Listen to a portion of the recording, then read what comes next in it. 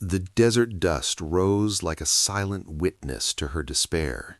Kneeling on the coarse stone of the oldest market in Al-Qadir, Amara clutched a piece of cardboard against her chest, her fingers trembling as though that fragile sign were the only thing holding her together. Written in uneven letters were 3 words she had never imagined she would one day write: "I am for sale."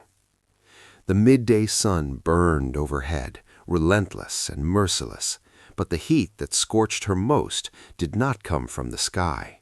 It rose from her throat, from the fire of humiliation and fear that tightened her chest with every passing breath. Around her, the market roared with life. Merchants shouted prices, metal clanged, fabrics fluttered, the air swirled with cinnamon, saffron, and dust. Life continued as it always had, indifferent and unstoppable. But for Amara, time had frozen the moment she chose to sell herself to save her little brother. Kareem was only 12 when the fever came. It arrived quietly at first, a warmth in his skin, a tiredness in his limbs.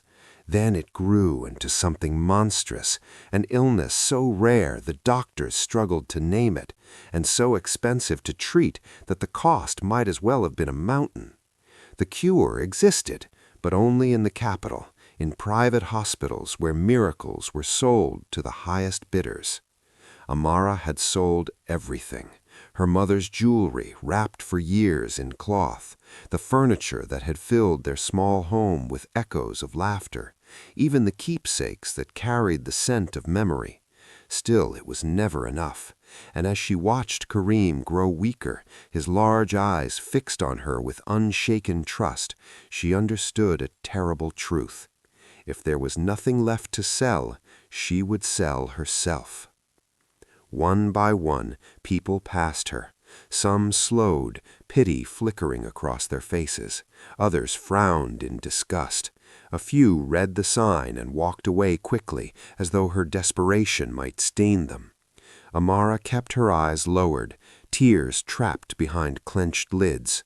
She breathed slowly, forcing herself not to break apart in the open street. She had heard stories like this, whispers of women in ancient times who sold themselves to escape debt or ruin. She had never imagined becoming one of them. Yet love has a way of stripping pride bare. When the life of someone you love more than yourself is at stake, you discover depths of strength you never knew you possessed. Then she felt it. The noise of the market seemed to dim, as though the air itself had thickened. Amara lifted her gaze, and she saw him. He stood tall and imposing, dressed in a white robe embroidered with gold that caught the desert light, his features sharp, handsome in a severe way, his beard neatly trimmed, his dark eyes cold and penetrating. A white turban crowned his head, giving him the bearing of ancient authority, as though he had stepped out of legend. Sheikh Rashid al-Zahir. His name alone made hardened men uneasy. The most powerful and feared sheikh of the eastern desert, a man whose empire spanned oil fields, ancient trade routes, and political influence that reached into palaces and governments. Stories followed him like shadows, of enemies crushed without mercy, of decisions as final as death sentences. He was known to take what he wanted, without apology, without delay. And now he was standing before her, looking at her with an intensity that made her feel exposed, despite the layers of cloth covering her body. He approached without hurry, each step deliberate. His guards remained at a respectful distance. He stopped a short pace from her and looked down at the sign. Then he looked at her, not with desire, with calculation. "How much?" he asked. His voice was deep, steady, stripped of emotion. Business, nothing more. Amara swallowed, her mouth dry as the dunes beyond the city.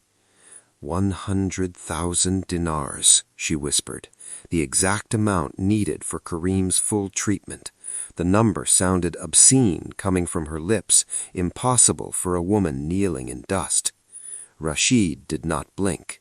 He reached into his robe, removed a leather wallet, and began counting bills with practiced ease, as though the sum were no more than loose change.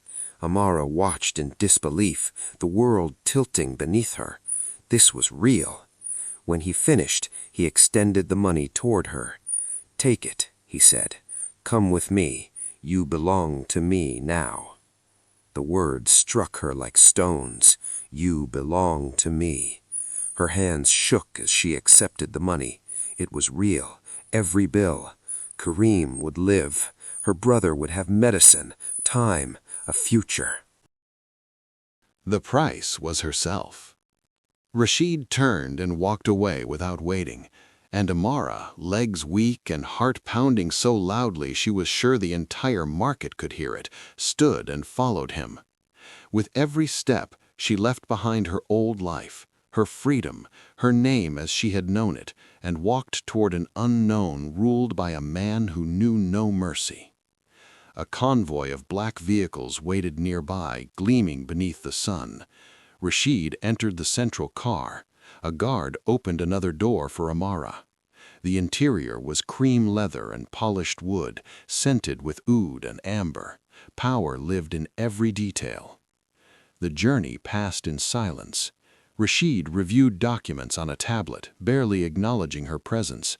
Amara watched the city dissolve into wide avenues, then into a private road that cut straight into the desert. Golden dunes stretched endlessly until a vision rose from the horizon. A palace. Domes gleamed, gardens bloomed impossibly in the sand, fed by hidden waters.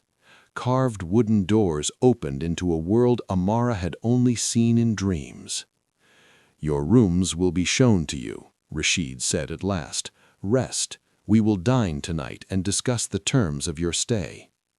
She was led to a suite larger than her childhood home. Silk curtains, marble bath, garments of fine fabric laid out as though expected.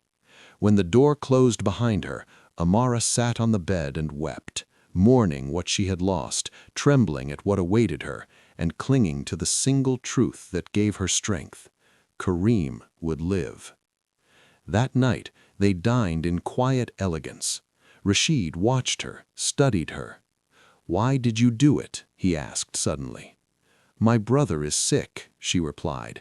"I had nothing left but myself." For the first time, something like interest flickered in his eyes. Days turned into a strange rhythm. Amara read in the vast library, wandered gardens that whispered peace, and waited. Rashid was often absent, but when he was present, the air shifted. Their conversations grew longer, deeper. He learned of her past, her dreams. She glimpsed his solitude, the scars left by betrayal and power. Against all reason, walls began to crack. They spoke of sacrifice, of loneliness, of love that costs everything. When news came that Kareem was improving, joy lit Amara's face and Rashid's. Then came the relapse, the surgery. 8 hours of agony in a sterile waiting room. Rashid never left her side. When the surgeon emerged smiling, Amara collapsed into Rashid's arms, sobbing with relief. Kareem would live. Yet with healing came reckoning. "Our agreement is over," Rashid said quietly days later. "You are free." Amara refused to let fear decide for her. She spoke truth. She chose love not born of obligation, but of seeing and being seen. And Rashid, a man who ruled without mercy, finally allowed himself to believe he could be loved not for his power, but for his heart. They chose each other. In time, Kareem returned to the palace not as a reason for sacrifice, but as family. Amara stood beside Rashid not as property, but as his wife. Years passed. Hospitals rose where despair once ruled. Children laughed where death had waited. And sometimes, in the quiet of the library, Rashid would look at Amara and remember the market, the dust, the sign. A beginning born of desperation, an ending shaped by choice. Together, always together.